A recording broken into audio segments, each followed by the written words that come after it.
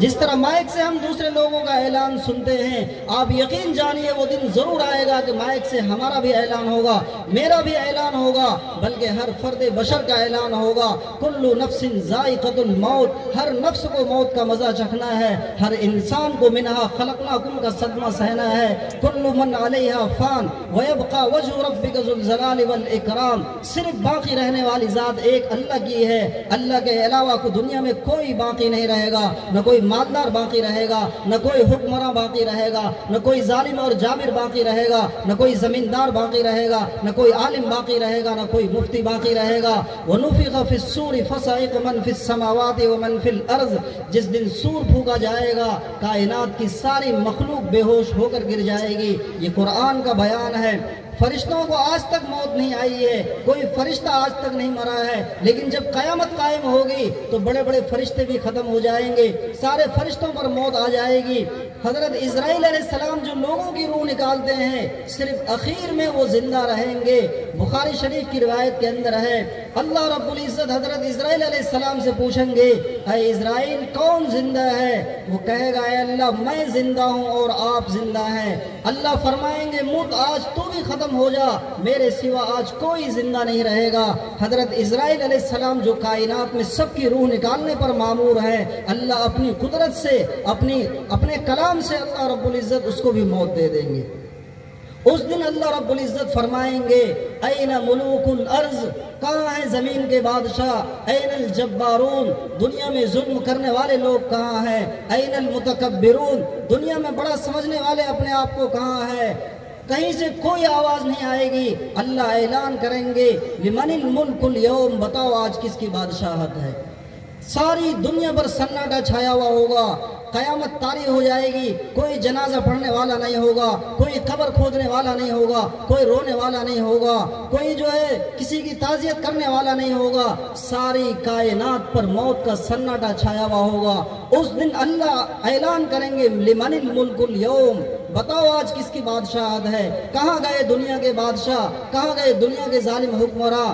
پھر اللہ خود ہی جواب میں فرمائیں گے، للہ الواحد القہار، آج اس ایک اللہ کی بادشاہت ہے جو ساری کائنات کو بنانے والا اور ساری کائنات پر غلبہ رکھنے والا ہے۔ وہ دن ہم سب کے ساتھ آنا ہے دوستو۔ اس صحت کے چلے جانے سے پہلے، مال کے چلے جانے سے پہلے، دماغ کے سوچنے اور سمجھنے کی طاقت کے چلے جانے سے پہلے، ہاسپٹل میں جانے سے پہلے، بیمار پڑنے سے پہلے، بستر پر پڑ جانے سے پہلے اللہ نے جو موقع دے رکھا ہے دوستو، اس کو غنیمت سمجھیے۔ یہ جسم کی طاقت ہمیشہ باقی نہیں رہے گی۔ شیر جیسے لوگوں کو میں نے دیکھا ہے بستر پر کروٹیں بدل رہے ہیں، اٹھ نہیں سکتے ہیں، اٹھ نہیں سکتے ہیں، دو آدمیوں کو سہارا دینے کی ضرورت ہے۔ اکھاڑے کے پہلوانوں کو دیکھا گیا ہے جو میدان میں پہلوانوں کو زیر کرتے تھے، پہلوانی کرتے تھے، جن کی پہلوانی کا شعرہ گاؤں کے اندر، شہروں کے اندر تھا۔ ایسے پہلوان جب بیمار پڑتے ہیں، ان کا آخری وقت آتا ہے، مرض جب اور بیماری انہیں گھیرتی ہے تو دوستو بستر سے اٹھنا ان کو نصیب نہیں ہوتا ہے۔ ایک گلاس پانی پکڑنے کے لیے ان کا ہاتھ کب کپاتا ہے، ایک چھڑی پکڑنے کے لیے ان کو اتنی طاقت نہیں ہوتی کہ اپنے سے ہم چھڑی پکڑ لیں۔ وہ دن دوستو ہم سب کے ساتھ آنے والا ہے، ہم سب کے ساتھ وہ معاملہ ہونے والا ہے۔ اس لیے عقل مند انسان وہ ہے جو صحت کے ختم ہونے سے پہلے اور جو دوستو زندگی کے ختم ہونے سے پہلے اللہ تعالیٰ کے دربار میں حاضری کے لیے عمل کر لے، اپنے آپ کو تیار کر لے۔ یہ دوستو جلسہ یہ سنانے کے لیے نہیں ہے، یہ صرف دوستو رسم اور رواج نہیں ہے، کہنے سننے کا مقصد صرف یہ کہ ہماری زندگی بدلنی چاہیے۔ ہم اگر زندگی نہیں بدلیں گے، خود کو بدلتے نہیں قرآن کو بدلتے ہیں، جب تک ہم اپنی زندگی کو نہیں بدلیں گے دوستو مسئلے کا حل نہیں ہو سکتا ہے، دنیا کی کوئی پریشانی ختم نہیں ہوگی۔ سارے مسائل کا حل اس میں یہ ہے کہ ہم اپنی زندگی کو بدلیں۔ ہم سوچتے ہیں صاحب گناہ کرنے سے کیا ہوگا، نماز چھوڑ کر کے سو رہے ہیں، فجر چھوڑ کر کے سو رہے ہیں، ظہر چھوڑ کر کے گھوم رہے ہیں، عصر چھوڑ کر کے گھوم رہے ہیں اور سمجھتے ہیں کسی کو خبر نہیں ہے۔ دوستو اللہ کو سب خبر ہے، 70 بند دروازے میں بھی اگر گناہ کریں گے وہاں بھی اللہ دیکھتا ہے۔ اَيَحْسَبُ أَن لَّمْ يَرَهُ أَحَدٌ، کیا انسان یہ خیال کرتا ہے کہ اس کو کوئی نہیں دیکھ رہا ہے؟ انسان سوچتا ہے دروازہ بند کرو، دروازہ بند کر دو، کھڑکی بند کر دو، پردے گرا دیے اور موبائل میں آدمی مشغول ہو جاتا ہے۔ وہ دیوار قیامت کے دن گواہی دے گی جس دیوار کے سائے میں ہم نے گناہ کیا ہے، وہ بستر قیامت کے دن گواہی دے گا جس بستر کے اوپر بیٹھ کر ہم نے موبائل غلط استعمال کیا ہے، یہ انگلی قیامت کے دن گواہی دے گی جس انگلی سے ہم نے غلط چیز کو ٹچ کر کے جو ہے کھولا ہے۔ یہ ساری چیزیں دوستو قیامت کے دن انسان کے خلاف گواہی دے گی۔ کوئی ہم کو دیکھ رہا ہو یا نہ دیکھ رہا ہو، لیکن اللہ ہم کو ضرور دیکھ رہا ہے۔ بے ادبی معاف فرمائیے، ہم اللہ سے ابھی اتنا نہیں ڈرتے ہیں جتنا ایک کیمرے سے ڈرتے ہیں۔ بینک میں جاتا ہے آدمی، وہاں لکھا ہوا رہتا ہے آپ کیمرے کی نظر میں ہیں، آدمی چوکنا ہو جاتا ہے۔ میٹرو میں جاتا ہے آدمی، وہاں لکھا ہوا رہتا ہے آپ کیمرے کی نظر میں ہیں، آپ گٹکا کھا کر تھوک نہیں سکتے ہیں، بیڑی پی کر پھینک نہیں سکتے ہیں، اور آدمی چوکنا ہو جاتا ہے، اپنے آپ کو سنبھال لیتا ہے۔ دنیا کا کیمرہ فیل ہو سکتا ہے، خراب ہو سکتا ہے، اللہ کا کیمرہ دوستو 24 گھنٹہ ہماری زندگی پر مسلط ہے۔ واللہ بصیر بما تعملون، اللہ تعالیٰ تمہارے اعمال کو دیکھتے ہیں۔ کرامن کاتبین، 2 فرشتے ہمارے اوپر 24 گھنٹہ مسلط ہیں، ہمارے ایک ایک عمل کو ریکارڈ کیا جا رہا ہے۔ کل قیامت کے دن انسان جب اپنے نامہ اعمال کو دیکھے گا تو چیخے گا اور چلائے گا اور کہے گا ما لہذا الکتاب لا یغادر صغیرۃ ولا کبیرۃ الا احصاها ووجدوا ما عملوا حاضرا۔ یہ قرآن کی بات ہے، ساری دنیا کی بات غلط ہو سکتی ہے، قرآن کا ایک حرف بھی پوری دنیا مل کر غلط نہیں ثابت کر سکتی ہے۔ ما کان هذا القرآن ان یفترى من دون اللہ ولکن تصدیق الذی بین یدیہ وتفصیل الکتاب لا ریب فیہ من رب العالمین۔ قرآن کو کسی انسان نے نہیں لکھا، کسی فرشتے نے نہیں لکھا، کسی رسول نے اپنی طرف سے نہیں لکھا، یہ کوئی ناول کی کتاب نہیں، قصے کہانی کی کتاب نہیں، اس کو اتارنے والا ایک اللہ ہے جو ساری کائنات کو بنانے والا ہے۔ قرآن دوستو ہمارے لیے کتاب ہدایت ہے، کتاب رہنمائی ہے۔ قرآن و حدیث کے مطابق جب تک ہماری زندگی نہیں ہوگی، دنیا کی کوئی طاقت دوستو ہماری زندگی کو تبدیل نہیں کر سکتی ہے، ہمارے حالات کو بدل نہیں سکتے ہیں۔ ہماری ذلت کو عزت میں بدلنا صرف اللہ کی شان ہے، فقر کو مالداری میں بدلنا صرف اللہ کی شان ہے، بے چینی کو چین میں بدلنا اللہ کی شان ہے، مرض کو شفا میں بدلنا صرف اللہ کی شان ہے۔ اللہ کے علاوہ دوستو دنیا میں یہ کام کوئی نہیں کر سکتا ہے۔ پیسے سے آپ ہاسپٹل جا سکتے ہیں، پیسے سے آپ گدا اور صوفہ خرید سکتے ہیں، پیسے سے آپ جو ہے 4 ویلر خرید سکتے ہیں، لیکن دوستو پیسے سے آپ عزت نہیں خرید سکتے ہیں۔ عزت تو صرف اللہ کے ہاتھ میں ہے۔ قل اللہم مالک الملک تؤتی الملک من تشاء وتنزع الملک ممن تشاء وتعز من تشاء وتذل من تشاء بیدک الخیر۔ سب کچھ اللہ کے ہاتھ میں ہے۔ لإیلاف قریش ایلافہم رحلۃ الشتاء والصیف فلیعبدوا رب ھذا البیت الذی اطعمہم من جوع وآمنہم من خوف۔ ان ساری آیتوں کے اندر اللہ نے بیان کر دیا اس ساری کائنات کے سارے نظام کو اللہ چلانے والا ہے۔ سورج اللہ کے حکم سے چلتا ہے، چاند اللہ کے حکم سے نکلتا ہے، ستارے اللہ کے حکم سے نکلتے ہیں، سمندر کا پانی اللہ کے حکم سے بہتا ہے، زمین کے اندر سے غلہ اللہ کے حکم سے نکلتا ہے۔ سارے پھلوں کا رنگ الگ الگ ہے، سب کی مٹھاس الگ الگ ہے، سب کے پتے الگ الگ ہیں، سب کا ذائقہ الگ الگ ہے۔ ایک جگہ آپ گنا بو دیجئے، اسی کے بغل میں کریلا آپ بو دیجئے، دونوں کے ذائقے میں زمین و آسمان کا فرق ہے۔ دونوں کو پانی دینے والا ایک ہی آدمی ہے، دونوں ایک کھیت کا مالک بھی ایک ہی ہے، دونوں کو سینچنے والا بھی ایک ہی ہے۔ ایک ہی پانی دیا گیا، دونوں کا رنگ الگ الگ ہو گیا، دونوں کا ذائقہ الگ الگ ہو گیا۔ ایک جو ہے مٹھاس سے بھر گیا گنا، اور کریلا جو ہے کرواہٹ سے بھر گیا۔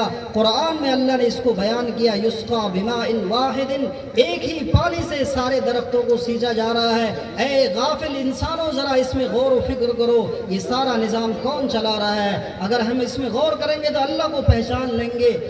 بظاہر دیکھنے میں بھینس سے دودھ آ رہا ہے، لیکن آپ یقین جانیے کسی بھینس کے تھن کو اگر آپ کاٹ دیجئے جو 15 کلو 20 کلو دودھ دیتی ہے، آپ یقین جانیے دودھ کا ایک قطرہ بھی اس سے نکل نہیں سکتا ہے۔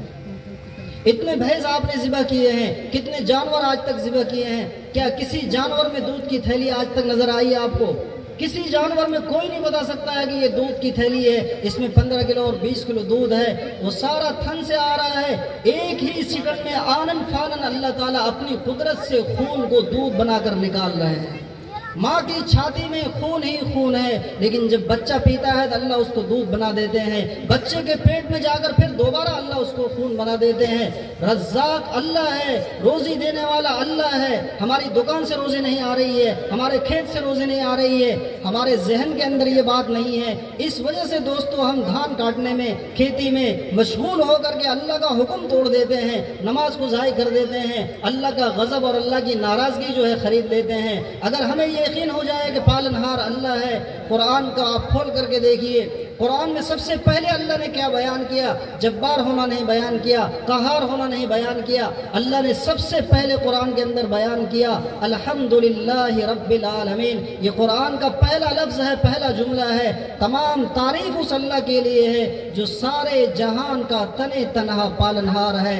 اندھے سانپ کو بھی وہی روزی دیتا ہے، سمندر میں من اور ٹنوں کے برابر مچھلیاں ہیں جس کو ہم اور آپ نہیں کھلا سکتے ہیں، اس کو اللہ کھلا رہا ہے۔ افریقہ کے جنگل میں بہت سارے شیر ہیں، بہت سارے ہاتھی ہیں، اس کو روزانہ کون کھلاتا ہے؟ یہ صرف اللہ سب کو کھلاتا ہے۔ وما من دابۃ فی الارض الا علی اللہ رزقها، کائنات میں جتنے جاندار ہیں ان سب کی روزی کا ذمہ اللہ نے لے رکھا ہے۔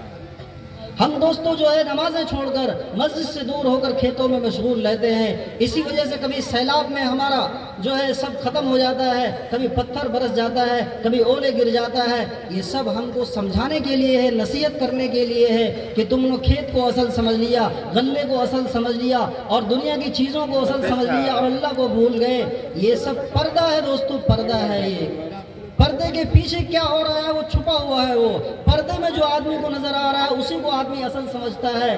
اللہ نے فرمایا یہ کسراب بقیعۃ یحسبہ الظمآن ماء، یہ سراسر دھوکہ ہے۔ اس کی مثال فرمایا جیسے دور سے آدمی ریگستان کو پانی سمجھتا ہے، پیاسا آدمی وہاں پر جاتا ہے پانی سمجھ کر کے، فرمایا جب اس کے قریب جاتا ہے تو پانی کا نام و نشان اس کو نظر نہیں آتا ہے۔ اللہ نے فرمایا دنیا اسی طرح دھوکہ ہے جس طرح ریگستان کو ایک پیاسا آدمی پانی سمجھتا ہے، حالانکہ حقیقت میں وہ پانی نہیں ہے، وہ تو چمکیلا ریت ہے، دور سے چمکنے کی وجہ سے پانی نظر آ رہا ہے۔ یہ دنیا سراسر دھوکہ ہے دوستو، کچھ نہیں ہے۔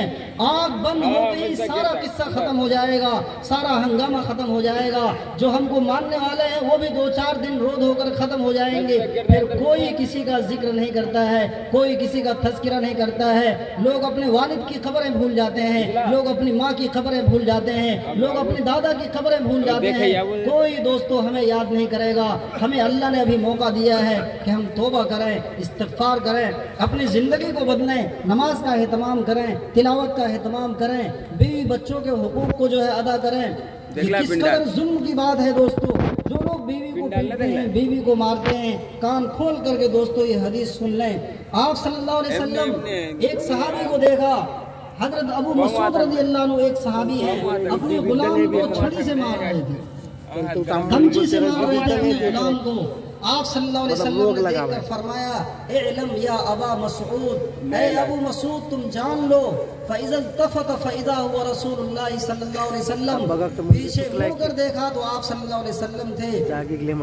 آپ صلی اللہ علیہ وسلم نے فرمایا کہ اے ابو مسعود اللہ اقدر علیک منک علیہ، اس غلام پر تمہاری جتنی قدرت ہے تم اس کا یقین کر لو کہ اللہ تعالیٰ کو تمہارے اوپر اس سے زیادہ قدرت حاصل ہے۔ تم نے ایک غلام کو یہ سمجھ کر کے کہ میں اس کے اوپر قدرت رکھتا ہوں، اس کو تم مار رہے ہو۔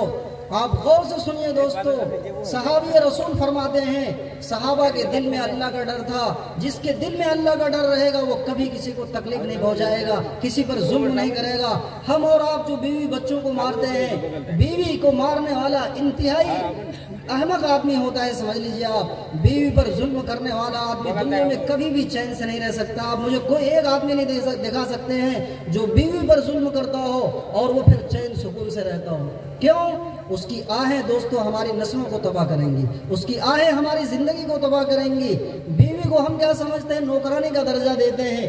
بیوی کی اتنی بڑی قربانی ہے، ماں کی محبت کو قربان کیا، باپ کی محبت کو قربان کیا، خاندان کی محبت کو قربان کیا۔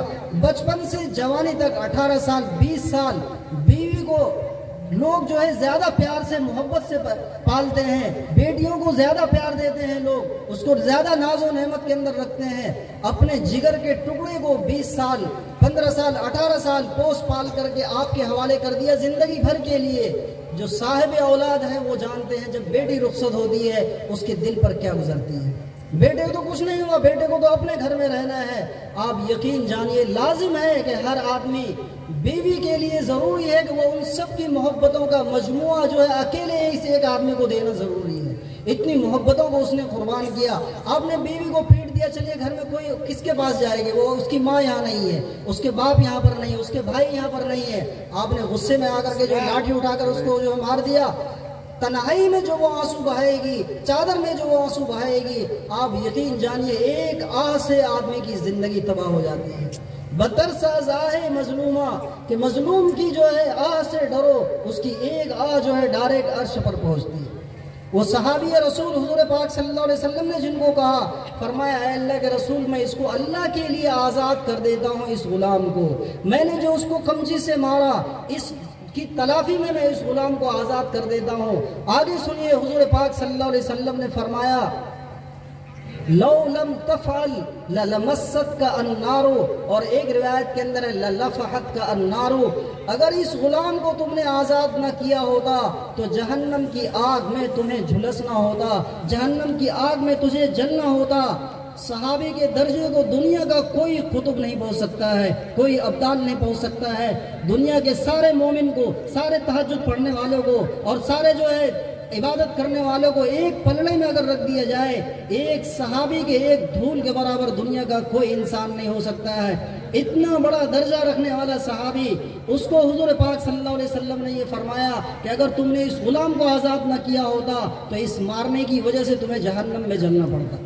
ٹھنڈے دل سے سوچیں دوستو کہ ہمارے معاشرے کے اندر جو ہے مستورات کے اوپر کتنا ظلم ہو رہا ہے، کتنی مار پٹائی کرتے ہیں، یہ کس قدر حماقت کی بات ہے۔ آپ صلی اللہ علیہ وسلم نے زندگی میں کبھی بھی اپنی کسی بیوی کو ایک کمچی نہیں مارا۔ علماء کرام یہاں پر بیٹھے ہوئے، آپ کسی سے بھی پوچھ سکتے ہیں کہ حضور پاک صلی اللہ علیہ وسلم نے اپنی زندگی میں کسی بھی اپنی بیوی کو کبھی نہیں مارا۔ اس لیے دوستو ہمیں اللہ سے ڈرنا چاہیے۔ کتنے لوگوں کا دماغ پاگل ہو گیا، خراب ہو گیا، ویران پھرتے ہیں اور ویسی سڑکوں پر اور جو ہے ادھر ادھر پھرتے ہیں، صرف اس نحوست کی وجہ سے کہ انہوں نے بیوی کے اوپر ظلم کیا۔ اس لیے دوستو ہمیں اس سے بچنا چاہیے۔ ہمیں ہر اعتبار سے، آپ قرآن کے اندر اللہ نے فرمایا وَعَاشِرُهُنَّ بِالْمَعْرُوفِ، اللہ تعالیٰ مردوں سے سفارش کرتے ہیں کہ ان عورتوں کے ساتھ حسن سلوک کے ساتھ زندگی گزارو، ان عورتوں کے ساتھ معروف اچھی طریقے سے زندگی گزارو۔ اللہ جو ہے سفارش کرنے والا ہے۔ کسی ڈی ایم کی بیوی اگر ہمارے نکاح میں ہو، کیا آپ بتائیے ظلم کریں گے؟ ظلم کرنے کا سوچیں گے بھی نہیں۔ کیوں سوچیں گے؟ اگلے ہی دن ان کا باپ مجھے اندر کر دے گا۔ کیوں؟ ان کا باپ ڈی ایم ہے، ان کا باپ پی ایم ہے، ان کا باپ کوتوال ہے، ان کا باپ پولیس والا ہے، ان کو اگر میں نے کوئی تکلیف پہنچائی تو ایسا نہ ہوگا اگلے ہی دن جو ہے میں جیل کی ہوا کھاؤں۔ ایک انسان سے ہم ڈرتے ہیں۔ اللہ دوستو جو ساری کائنات کو بنانے والا ہے، سب کچھ اس کے قبضے میں ہے، سب کچھ اسی کے قبضے میں ہے، سب کچھ اسی نے ہم کو دیا ہے، اسی نے ہم کو مرد بنایا، اسی نے ہم کو انسان بنایا۔ وہ اللہ ہم سے سفارش کرتا ہے وَعَاشِرُهُنَّ بِالْمَعْرُوفِ، کہ ان کے ساتھ حسن سلوک کے ساتھ زندگی گزارو۔ اس لیے دوستو ہمیں اپنی زندگی کو بدلنا ہے، ہمیں اپنے سوچ اور فکر کو بدلنا ہے۔ میں یہ نہیں کہتا دوستو کہ جو ہے آپ ان کے ساتھ جو ہے ہر معاملے کو نظر انداز کر دیں، لیکن ان کے ساتھ رعایت کرنا ضروری ہے۔ یہ آج کا اجلاس دوستو ہماری زندگی کو بدلنے کے لیے ہے۔ اگر ہم اپنی زندگی کو بدلنے کا فیصلہ نہیں کریں گے، اپنے عمل کو بدلنے کا فیصلہ نہیں کریں گے، ہماری زندگی میں انقلاب نہیں پیدا ہو سکتا ہے، ہماری زندگی میں تبدیلی نہیں آ سکتی ہے۔ ہمیں دوستو اپنے ہی آپ کو بدلنا پڑے گا، ہمیں کوئی دوسرا آدمی زبردستی آ کر نہیں بدلے گا۔ ہم اور آپ ارادہ کر لیں تو دوستو ہمارے لیے آسان ہے۔ مسلمانوں کی شان نہیں ہے کہ دوستو وہ جو ہے اسلام سے ہٹ کر زندگی گزارے اور جو ہے نماز سے دور ہو کر زندگی گزارے، مسجد سے دور ہو کر زندگی گزارے۔ قرآن کے اندر آپ اٹھا کر دیکھیے مسلمانوں کی شان اللہ نے یہ بیان کی ہے، رجال لا تلہیہم تجارت ولا بیع عن ذکر اللہ واقام الصلاۃ وایتاء الزکاۃ یخافون یوما تتقلب فیہ القلوب والابصار۔ مسلمان تو وہ ہیں جو کسی حال میں اللہ سے غافل نہیں ہوتے ہیں، نہ ذکر سے نہ تلاوت سے، کسی چیز سے جو ہے غافل نہیں ہوتے ہیں، ہر حال میں اللہ کو وہ یاد کرتے ہیں۔ اس لیے دوستو ہمیں اپنی زندگی کو درست کرنا ہے، ہمیں اپنی زندگی کو بدلنا ہے۔ اس جلسے سے اگر آپ نے کوئی ایک عمل بھی پابندی سے کر لیا، ایک عمل بھی اپنے دامن کے اندر اگر آپ لے کر کے گئے، تو آپ یقین جانیے کہ اس جلسے میں آنا ہمارا کامیاب ہو جائے گا، اور اس جلسے کے اندر بات سننا ہمارا کامیاب ہو جائے گا۔ زندگی دوستو عمل سے زندگی بدلتی ہے، عمل کے بغیر دوستو زندگی بدل نہیں سکتی ہے، اس لیے ہمیں اس کا اہتمام ہونا چاہیے۔ دوسری بات آپ سے یہ عرض کرنی ہے دوستو، آپ کے اس گاؤں کے اندر الحمدللہ، ہمارے اس گاؤں کے اندر یہ مدرسہ قائم ہوا دارالعلوم ذاکر، الحمدللہ اللہ کا اس کے اوپر شکر ادا کرنا چاہیے۔ اپنے بچوں کو دینی تعلیم دیجیے۔ روزانہ اخبار میں آپ سنتے ہوں گے فلاں لڑکی مرتد ہو گئی، مرتد کہتے ہیں اسلام سے باہر ہو جانے دو، فلاں لڑکا مرتد ہو گیا، فلاں لڑکی بھاگ کر کے غیروں کے ساتھ شادی کر لی۔ یہ نوجوان کیوں مرتد ہو رہے ہیں؟ چونکہ دین ان کو نہیں پڑھایا گیا، دین نہیں سکھایا گیا ان کو۔ تو ظاہر سی بات ہے جب ان کو دین نہیں سکھایا گیا، دین نہیں پڑھایا گیا، تو اسلام سے باہر ہو ہی جائیں گے وہ۔ اس میں ان کی غلطی نہیں، ان کے گارجن کی غلطی ہے، ان کے جو ہے ذمہ داروں کی غلطی ہے۔ ہم اپنے بچوں کو دوستو دینی تعلیم دیں، اپنے بچوں کو دین سکھائیں۔ جو دین سیکھے گا وہی ماں باپ کو پہچانے گا، جو دین نہیں سیکھے گا وہ صرف پیسوں کو پہچانے گا، زمین کو پہچانے گا، جائیداد کو پہچانے گا، دنیا کی چیزوں کو پہچانے گا۔ ماں باپ کو تو وہ سمجھ لیجیے کچھ سمجھے گا ہی نہیں۔ ماں باپ کی خدمت کرنے کو بہت سمجھے گا، ماں باپ کی خدمت کرنے کو آر سمجھے گا۔ جو آدمی دیندار ہو جائے گا، جو بچہ دین کی تعلیم حاصل کرے گا، جب وہ حدیث سنے گا کہ ایک نظر رحمت والد صاحب کی طرف دیکھنا یہ مقبول حج کا ثواب رکھتا ہے۔ بتائیے مدرسے کے اندر یہ تعلیم دی جاتی ہے، حدیث کے اندر ہے ما من ولد بار ينظر الى والديه الا كتب الله له بكل نظرة حجة مبرورة، یہ صحیح روایت ہے۔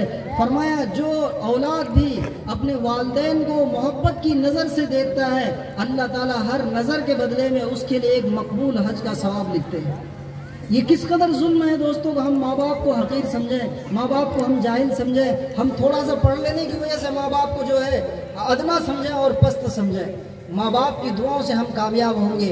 دنیا میں کوئی آدمی دوستوں ماں باپ کی دعا کے بغیر کامیاب نہیں ہو سکتا ہے۔ ہم ڈگری سے کامیاب نہیں ہوں گے، ہم ڈاکٹر بننے سے کامیاب نہیں ہوں گے، ہم انجینئر بننے سے کامیاب نہیں ہوں گے، ہم مارک شیٹ حاصل کرنے سے کامیاب نہیں ہوں گے۔ ہماری کامیابی کا دار و مدار دوستوں وہ والدین کی دعا ہے۔ اگر ماں باپ کی دعا لگ گئی، چاہے آپ کتنے ہی کمزور ہیں لیکن آپ کی زندگی خوشگوار گزرے گی۔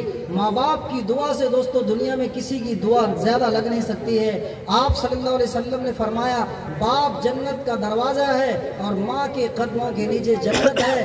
آپ بتائیے جس نے باپ کو ناراض کر دیا، جب دروازہ ہی بند ہے تو وہ جنت میں کیسے جائے گا؟ کسی محل میں داخل ہونے کے لیے دروازے سے آدمی داخل ہوتا ہے۔ حدیث کے اندر آپ صلی اللہ علیہ وسلم نے فرمایا کہ باپ جو ہے یہ جنت کا دروازہ ہے۔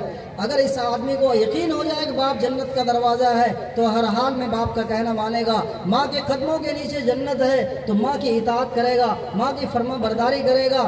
اس سے دوستو ہمارے گھر میں سکون آئے گا، اس سے گھر کے اندر ہمارا معاشرہ صحیح ہوگا۔ صرف پیسے زیادہ آ رہے ہیں، آپ یقین جانیے میں ایسے لوگوں کو جانتا ہوں شوہر کی بھی سرکاری نوکری ہے، بیوی کی بھی سرکاری نوکری ہے، دونوں لاکھوں روپے کما رہے ہیں، لیکن دین نہ ہونے کی وجہ سے ایک گھر کے اندر کروٹیں بدل کر رخ بدل کر دونوں سو رہے ہیں۔ ہفتوں گزر گئے، دونوں شوہر بیوی ہیں لیکن دونوں میں آپس میں بات چیت نہیں چل رہی ہے۔ ایسے پیسے سے کیا کریں گے؟ ایسی اے سی سے آپ کیا کریں گے؟ ایسے ایئر کنڈیشن مکان سے آپ کیا کریں گے؟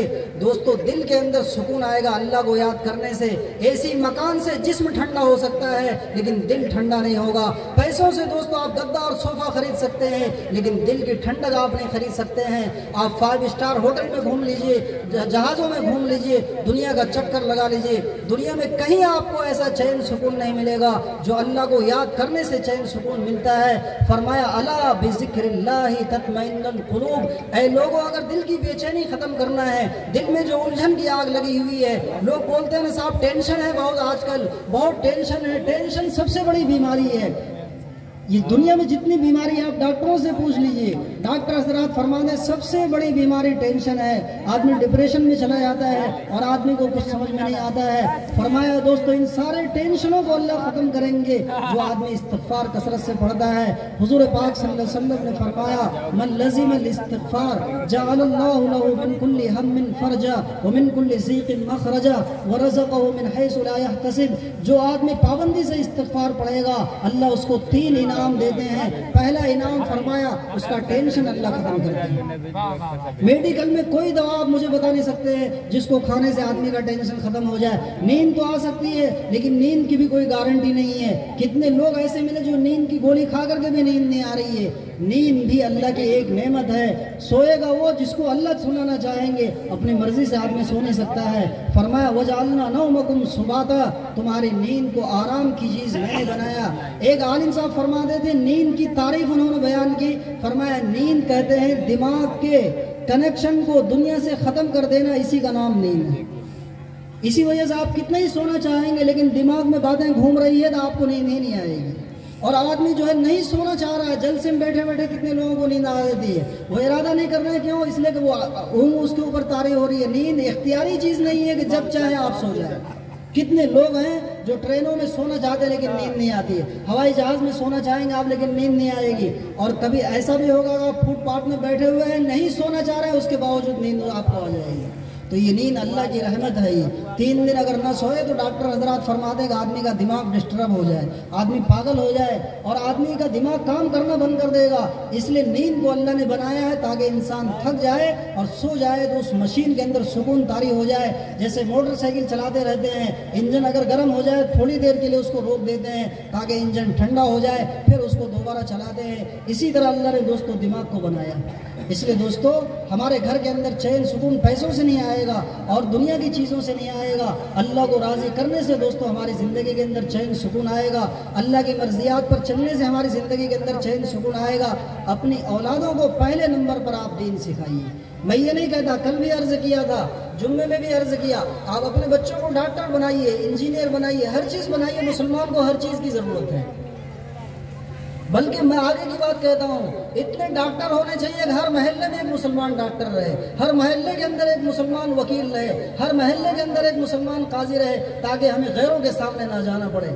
آپ الحمدللہ بہت سارے ضلع ایسے ہیں جہاں پر ڈاکٹر جو ہے مرد بھی ہے عورت بھی ہے اور سب مسلمان ہی مسلمان ہے، جو علاج کرانا ہو آپ کو۔ اب ظاہر سی بات ہے مسلم عورتیں اگر ڈاکٹر نہیں ہیں تو اپنی ماں بہن کو کہاں لے جائیں گے، مسلم ڈاکٹر اگر نہیں ہے تو ان کے شرائط ہم کو ماننے پڑیں گے۔ اس لیے دوستو ہر لائن کی آپ پڑھائیے، ہر لائن کی تعلیم ان کو دیجیے۔ کوئی بھی تعلیم دوستو مضر نہیں ہے، لیکن شرط یہ ہے کہ پہلے اس کو آپ مسلمان بنائیے، پہلے اس کو آپ دین سکھائیے، اس کو کلمہ سکھائیے، پہلے ایمان سکھائیے۔ پرائمری کم سے کم میں آپ سے درخواست کرتا ہوں ہر آدمی اس مجلس کے اندر ارادہ کرے پرائمری 5 تک کم سے کم آپ اسلامیہ میں پہلے پڑھائیے۔ پرائمری اسلامیہ میں پڑھانے سے پہلے جو لوگ اپنے بچوں کو انگریزی کانوینٹ کے اندر بھیج رہے ہیں جہاں بسم اللہ کا پتہ نہیں، اللہ کا پتہ نہیں، ان کو پہلا پیج کھول کر کے پڑھایا جا رہا ہے، DOG ڈوگ RAT ریٹ، بتائیے نا بسم اللہ پڑھایا گیا ان کو، نہ کلمہ پڑھایا گیا۔ آپ سب جانتے ہیں کہ بچہ جب پیدا ہوتا ہے اس کے کان میں حکم ہے کہ دائیں کان میں اذان دی جائے، بائیں کان میں اقامت کی جائے۔ حالانکہ وہ بچہ نہیں سمجھ رہا ہے، ابھی اس کو کچھ پتہ نہیں چلے گا، لیکن شریعت کے اس حکم سے آپ سمجھ گئے ہوں گے کہ اسلام کا تقاضا یہ ہے کہ پہلے بچے کو دین سکھایا جائے، اسلام سکھایا جائے، اللہ کا تعارف اس کو کرایا جائے۔ اس لیے دوستو آپ کسی بھی لائن کے اندر پڑھائیے لیکن اپنے بچوں کو دینی تعلیم ضرور دیجیے۔ اسلامیہ کے اندر پرائمری 5 تک پڑھائیے، 5 تک اگر پڑھ لیا، میں آپ کو یقین سے کہتا ہوں اسلامیہ میں 5 تک اگر پڑھا ہوا بچہ امریکہ بھی اگر پڑھنے جائے گا تو انشاءاللہ مرتد نہیں ہوگا، یورپ کے کسی ماحول میں رہے گا، دنیا کے کسی بھی اسکول اور کالج میں رہے گا۔ پرائمری اسلامیہ میں 5 تک پڑھنے کی بنیاد یہ ہے، خشت اول چون حد معمار کج، تا سریا میروت دیوار کج. اگر پہلی بنیاد ہی اگر غلط کر دیں گے تو اوپر سدھار کرنا مشکل ہو جاتا ہے، لیکن بنیاد اگر آپ صحیح رکھ دیں گے تو انشاءاللہ دنیا کی کوئی طاقت اس کو مرتد نہیں کر سکتی ہے. بھلے سے بے دین ہو جائے گا وہ، لیکن اسلام کو نہیں چھوڑے گا. کیوں؟ مکتب میں پڑھنے کی وجہ سے ان کو جو ہے نماز یاد ہے، کلمہ یاد ہے، سورہ فاتحہ یاد ہے، دعائے قنوت یاد ہے، اور جو ہے ساتوں کلمے اس کو یاد ہے. ایمان کی چنگاری اس کے دل کے اندر پڑی ہوئی ہے. اسی چنگاری کی برکت سے وہ غلط ماحول میں بھی اپنے اسلام پر، دین پر قائم رہے گا. اس لیے دوستو آپ یہ مت سمجھئے، خاص کر کے ہمارے بہار میں ایسا ہوتا ہے کہ بچوں کو کمانے کے لیے زیادہ بھیجتے ہیں، صرف پیسے کے لالچ میں کہ اگر اسکول بھیج دیں گے تو یہ بھی کما کر لائے گا، یہ بھی کما کر لائے گا. آپ یقین جانیے بچوں کو اگر آپ نے پڑھا دیا تو پڑھا ہوا آدمی 5 سال میں جتنا کمائے گا، جاہل آدمی 50 سال میں اتنا نہیں کما سکتا ہے. بالکل پکی بات ہے، آپ اس کا مشاہدہ کر لیجئے آپ. اس لیے دوستو جو ہے ہم پڑھائیں اپنے بچوں کو، جن کو پڑھا دیں گے انشاءاللہ تو آگے کا کام وہ خود بخود ہی کر لے گا، وہ اور سارے مسائل وہ خود بخود ہی حل کر لے گا. بلکہ میں آپ کو اس سے آگے کی بات کہتا ہوں، پڑھا ہوا آدمی صرف اپنے مسائل حل نہیں کرتا ہے، پورے محلے کے، گاؤں کے، ضلع اور صوبے کے بڑے بڑے مسائل کو وہ حل کرتا ہے. اتنی استعداد اور صلاحیت اس کے اندر پیدا ہو جاتی ہے کہ وہ محلے اور معاشرے کے اندر الجھے ہوئے مسائل کو جو ہے سلجھا دیتا ہے. اتنی صلاحیت اور استعداد اللہ رب العزت اس کے اندر رکھتے ہیں. ہر بچہ عالم ہو سکتا ہے، ہر بچہ حافظ ہو سکتا ہے، ہر بچہ ڈاکٹر بن سکتا ہے، ہر بچہ انجینئر بن سکتا ہے. ماں کے پیٹ سے کوئی سیکھ کر کے نہیں آتا ہے. واللہ اخرجکم من بطون امہاتکم لا تعلمون شیئا. فرمایا ہے انسانوں، اللہ تمہیں ماں کے پیٹ سے نکالتا ہے اس حال میں کہ تم کچھ نہیں جانتے تھے. بتاؤ جب بچہ پیدا ہوتا تو کچھ جانتا ہے؟ کچھ نہیں جانتا. آپ ہی کے اسٹیج پر دیکھ لیجیے الحمدللہ ایسے ایسے جید عالم یہاں پر موجود ہیں. میرا دل تو اتنا خوش ہوا، میں بتا رہا ہوں آپ کو یہاں پر آ کر کے. حضرت مفتی اشتیاق صاحب دامت برکاتہم آپ کے سامنے اسٹیج پر یہاں پر ہیں. آپ ان کی صلاحیت کا، ان کے بولنے کا انداز، ہم لوگ تو ان کے سامنے زیرو ہیں، سمجھ لیجیے. آپ اندازہ لگا لیجیے. الحمدللہ میں اللہ کی نعمت سمجھ کر کہتا ہوں، اتنی بڑی نعمت ہے یہ علماء کرام، آپ ان کی قدر کر لیجیے. باہر دوسرے صوبوں کے اندر ان کو لوگ پلکیں بچھاتے ہیں، ہمارے علاقے کے اندر لوگ نہیں سمجھتے. گھر کی مرغی دال برابر ساگ برابر بولتے ہیں نا، ورنہ آپ دوسرے علاقوں کے اندر آپ جائیے ان کی کتنی قدر ہے آپ سمجھ لیجئے. ہم کو معلوم ہے کہ ان کی قدر دوسرے علاقوں کے اندر کتنی ہے. اس لیے دوستوں میں عرض کرنا یہ چاہتا ہوں، آپ کا چھوٹا سا بچہ، دیکھنے میں چھوٹا بچہ ہے، آپ اس کو جو بنانا چاہیں گے بن جائے گا. میں طلبہ کو سمجھاتا ہوں کہ ایک لکڑی کو بڑھئی جو چاہے بنا دے، اس کو چاہے آگ میں جلا دے، چاہے تیپائی بنا دے، چاہے اس کو جو ہے کرسی پلنگ بنا دے، کچھ بھی بنا سکتا ہے. وہ تو ایک لکڑی ہے سمجھ لیجیے آپ. اسی طرح خالی بچہ ہے، اس کو آپ جس طرح تراشیں گے وہ بن سکتا ہے. الناس معادن، میں نے یہ حدیث پڑھی تھی، الناس معادن کمعادن الذهب والفضہ، کہ لوگ سونے اور چاندی کے کان کی طرح ہے. کان کہتے ہیں جس سے سامان نکلتا رہتا ہے، جیسے کوئلے کا کان ہے، پیٹرول کا کان ہے، سونے کا کان ہے. کان سے چیزیں نکلتی ہے تو ختم نہیں ہوتی ہے. کوئلہ جہاں سے نکل رہا ہے منو ٹنو روزانہ نکلتا رہتا ہے، ختم نہیں ہوتا ہے. پتھر جس پہاڑ سے نکلتا ہے نکلتا ہی رہتا ہے، آپ نکالتے رہیے زندگی بھر ختم نہیں ہوگا. پیٹرول نکل رہا ہے، نکل ہی رہا ہے.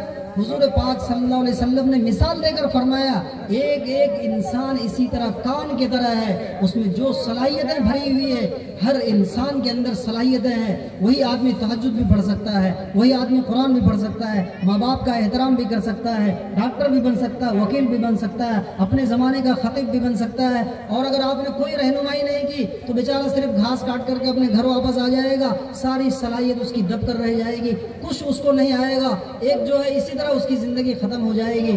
اس لیے دوستو 2 پیسے کے لالچ میں لاک ڈاؤن کے بعد سے میں دیکھ رہا ہوں لوگ اپنے بچوں کو پڑھانا بالکل کم کر دیے ہیں کہ صاحب خستہ حالی چل رہی ہے، پیسہ کم ہو گیا ہے. آپ بتائیے 10-20 سال میں پڑھانے سے، کمانے سے کون سی بلڈنگ کھڑا کر دے گا وہ، کون سی عمارت جو ہے کھڑی کر دے گا وہ. آپ اس کے اوپر ظلم کر رہے ہیں، یہ بچے کے اوپر ظلم ہے. بعد میں جب وہ ہمارے اوپر ظلم کرتا ہے مفتی صاحب سے فتویٰ پوچھنے آتے ہیں کہ صاحب بچہ ہمارا بات نہیں مانتا ہے. ابھی 7:15 پہ اذان ہوگی انشاءاللہ، اس سے پہلے میں بات ختم کرتا ہوں. پھر اس کے بعد نماز ہوگی، پھر اس کے بعد نماز کے بعد بھی ہم سے بڑے بڑے اور اکابر انشاءاللہ وہ آئے ہوئے ہیں، اپنے مقام پر ٹھہرے ہوئے ہیں، اپنے قیمتی نصائح سے آپ کو جو ہے نوازیں گے. وہ آپ کی یہ بہت بڑی قربانی ہے الحمدللہ. اللہ تعالیٰ آپ کی اس بیٹھنے کو قبول فرمائے، اس آنے کو اللہ قبول فرمائے. بے شک یہ قربانی ہے، ایسا نہیں کہ آپ فارغ تھے اور آپ کو کوئی کام نہیں تھا آپ آ گئے. بے شک آپ نے کام کو آگے پیچھے کیا، آرام کو آگے پیچھے کیا۔ اس میں اکثر لوگ کام کرنے والے دن بھر کام کیا اور پھر بھی جو ہے اپنے آرام کے تقاضے کو قربان کر کے آپ یہاں پر آ گئے۔ اس لیے دوستو ہم اپنے بچوں کو پڑھائیں، اپنے بچوں کو تعلیم دیں، ایجوکیشن دیں۔ کتابوں کے اندر لکھا ہوا رہتا ہے ایجوکیشن از بگ پاور۔ اس لیے دوستو جو ہے ہم اپنے بچوں کو تعلیم دیں، اپنے بچوں کو ہم جو ہے سکھائیں، اپنے بچوں کو تعلیم دیں گے انشاءاللہ وہ خود بخود ہی آگے بڑھیں گے۔ اللہ رب العزت دوستو ہم سب